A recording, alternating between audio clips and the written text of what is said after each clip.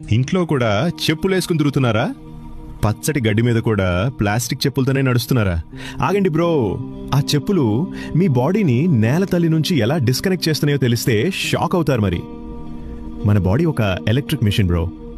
మనలో ఉండే negative energy బయటికి వెళ్ళాలన్నా, భూమిలో ఉండే కీ పవర్ మనకు అందాలన్నా మనం భూమిని తాకాలి.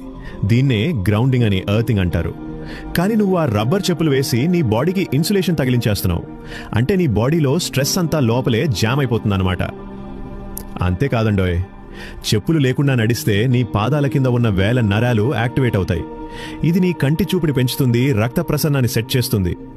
చెప్పులు వేసుకుని నడిస్తే అది కేవలం నడక, చెప్పులు లేకుండా నడిస్తే అదొక నేచురల్ థెరపీ. నీ ఫోన్కి ఎర్తింగ్ ఇస్తావు, అరే నీ బాడీకి ఎందుకు ఇవ్వ బ్రో? లాజిక్ మిస్ అవ్వకండి బ్రో. రోజు కనీసం 15 నిమిషాలు చెప్పులు లేకుండా నడవండి, ఆ కిక్కే వేరు. మరి మీరు ఇంట్లో కూడా చెప్పులు వేసుకుంటారా? కామెంట్ చేయండి.